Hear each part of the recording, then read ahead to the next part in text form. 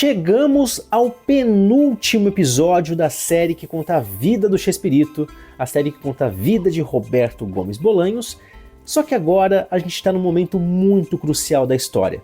Tudo está entrelaçado e o Roberto não faz ideia do que faz. Literalmente, ele não sabe mesmo o que fazer. Ele não está nem conseguindo escrever novos episódios de Chaves e Chapolin ali nos anos 70. É isso que a gente vai comentar agora na crítica do penúltimo episódio de Chespirito, Sem Querer Querendo.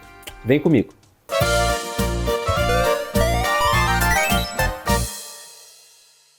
Nesse momento da série, né, nesse momento já crucial ali, já caminhando para o fim, o Roberto está com dificuldades criativas, né, ele está regravando histórias, e isso é um negócio que eu gosto porque é um pouco diferente, vai.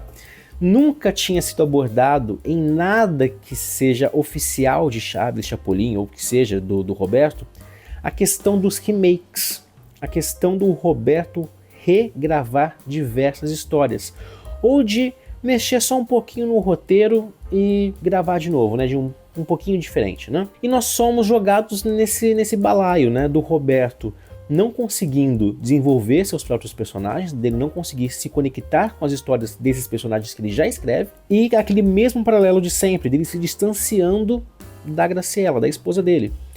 E dentro do set, né, dentro do estúdio, aquela rusga, aquela briga, né, do Carlos Villagrán falando que tá difícil gravar a mesma coisa sempre, né, que tá estranho, né, o Roberto não tem mais criatividade. E por mais que tenha sido colocado na boca do Villagrán, era provavelmente o consenso de muita gente ali. Só que a figura de defesa do Roberto, que é a Florinda, ali é a Meg, é muito pautada em coisas que a própria Florinda disse na vida, né, que o Roberto ia melhorando, aperfeiçoando, né, deixando ela vai floreando, né, a falta de criatividade e principalmente falta de tempo do Roberto em novas histórias. Ela é mostrada ali como a única que defende ele. E a influência dela no elenco vai crescendo de tal forma que ela passa a tomar partido e influenciar decisões do Roberto muito específicas da produção. E é o que o elenco reclama ali em determinado momento. Ao mesmo tempo que isso vai se estendendo, a gente é confrontado diversas vezes com o Roberto falhando. O Roberto ele não consegue não só criar episódios, ele não consegue decidir o que ele quer da vida dele. Tem passagens curtas, mas muito específicas, que casam bem com o que talvez ele estivesse pensando, né?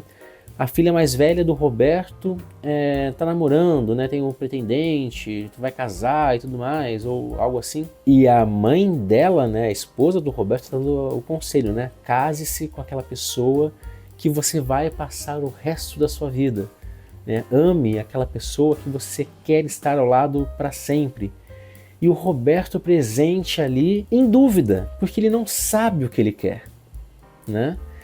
E é nesse momento que o Roberto falha mais uma vez quando a gente pensa nas cenas das turnês e temos ali uma representação de algo que o próprio Roberto pontua que ocorreu. Que todo mundo estava bebendo junto ali, o pessoal foi indo dormir, o pessoal foi saindo, o pessoal, né, foi ficando e só ficou Roberto e Florinda. E aí acontece aquilo que a gente estava esperançoso para que acontecesse, porque é a parte polêmica, mas que é gostosa de comentar, de debater, né? Aquilo que vive no fã mesmo, que vai virar burburinho em tudo que é lugar, que é o Roberto traindo a Graciela e indo pra cama com a Florinda. Isso é mostrado de um jeito, não digo doce, mas é mais sugestivo do que qualquer outra coisa, não é algo tão literal, descarado.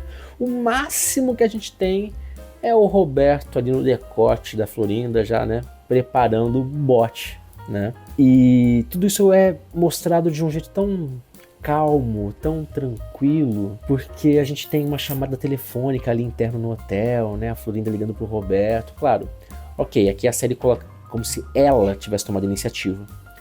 Só que de toda forma que a gente conhece o Chespirito, que a gente conhece o Roberto ao longo da vida, você vê que ele era realmente mais tímido e meio que passivo em relação a como a Florinda comandava aquela relação, publicamente inclusive. Então não é difícil imaginar ela indo até ele e falando assim: queridão, eu quero você. E ele cede. E acontece da maneira que aconteceu. A única coisa que, claro, me pega muito é o quanto a Florinda, que nesse caso específico, pode estar soando como vilã. Só que ela não é vilã. O Roberto é o culpado. E a série pontua isso, a série mostra isso.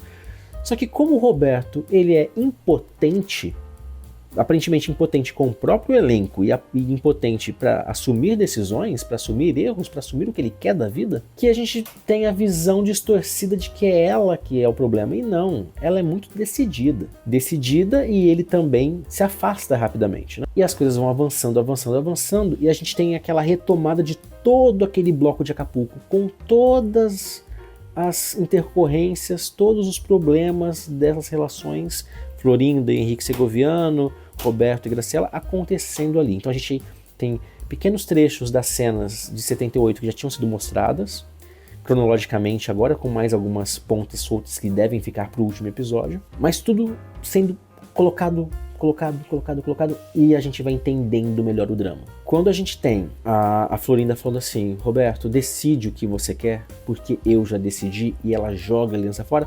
Ai, mas isso é muito novela mexicana. É, e tudo bem, e funciona, e é engraçado, e é dramático, e não é dramático porque a cena de jogar a aliança é dramática, não. É dramático por causa da reação do Roberto, a reação do... E agora? Eu vou fazer o quê? Ferrou! Acabou pra mim, tô no limite. Só que ele se guarda, ele volta a si, porque ele é medroso. Ele tem muito do Chapolin. O maior defeito, medo, né? Medo. Então, acho que o medo do Roberto é o que a gente vê ali mais visível. Realmente dá pra se notar. E a gente tem as brigas, as tretas, aquela coisa toda ali com o Henrique Segoviano, mas tudo fica apaziguado no momento mor do episódio.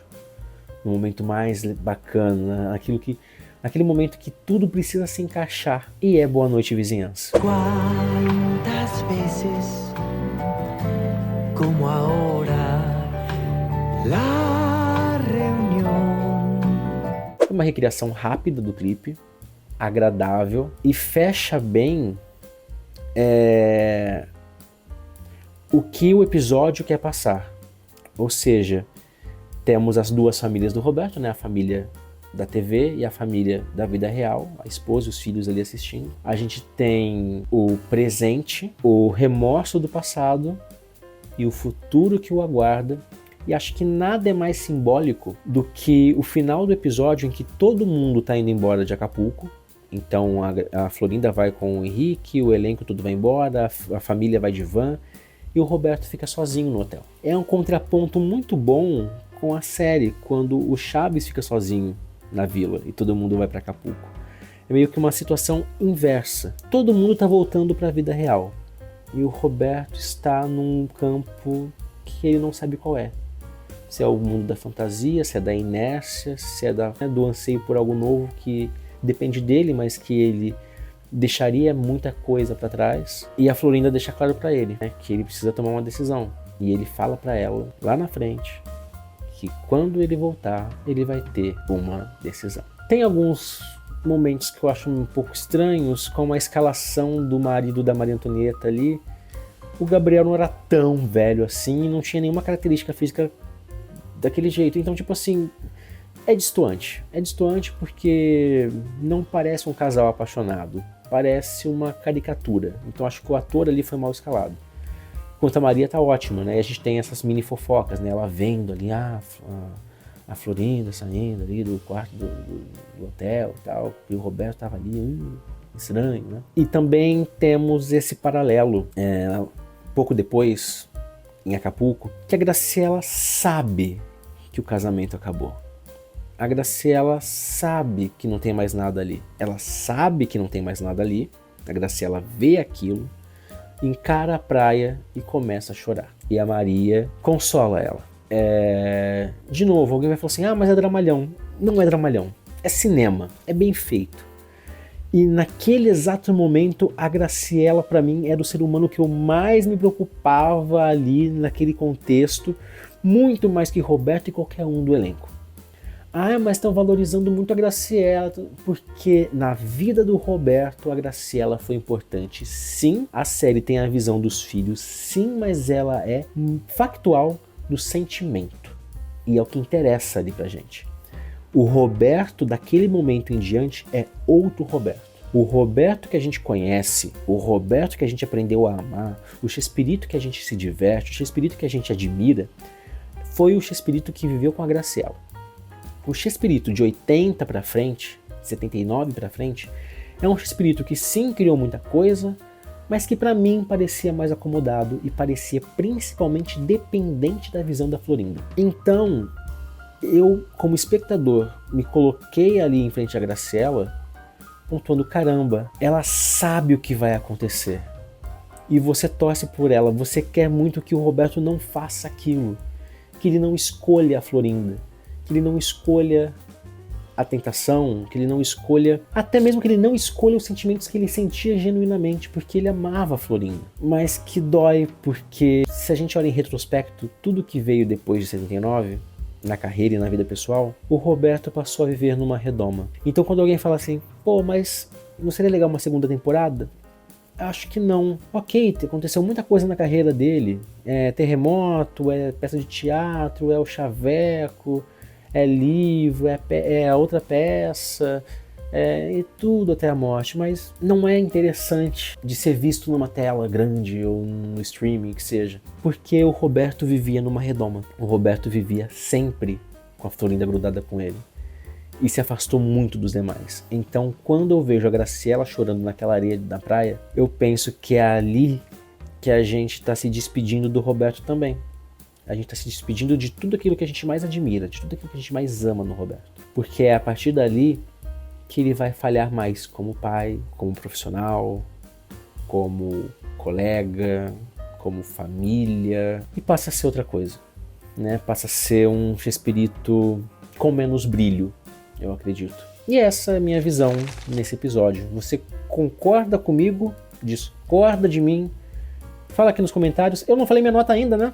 Minha nota é 9. Não chega a ser um 10, é um 9. Um 9 sólido, bacana. Eu gostei desse episódio. Eu ainda prefiro o anterior, que muita gente não gostou. Enfim. Mas é um bom episódio. É um episódio muito bom. As pontas começaram a serem conectadas ali, e fica o meu anseio pro último episódio, que é a Hecatombe, né? Onde tudo tem que dar errado, né? O Segoviano tem que sair, o Chanfle tem que ser lançado, o Kiko, o Madruga, eles têm que sair do elenco, vai acontecer essa ruptura, e eu acho que o fim da série biográfica vai ser triste por si só, porque a vida do Roberto, por mais que ele tenha achado maravilhosa em determinados momentos, na minha visão de quem acompanha por tudo que aconteceu ali na vida do Roberto, de vídeos, fotos, arquivos, documentos e a própria obra, uma vida melancólica e bem mais triste do que a vida que ele tinha antes. É isso. Vejo você no próximo vídeo aqui no canal. Se inscreva se você ainda não é inscrito, deixa o like se você ainda não deixou e siga-nos os bons.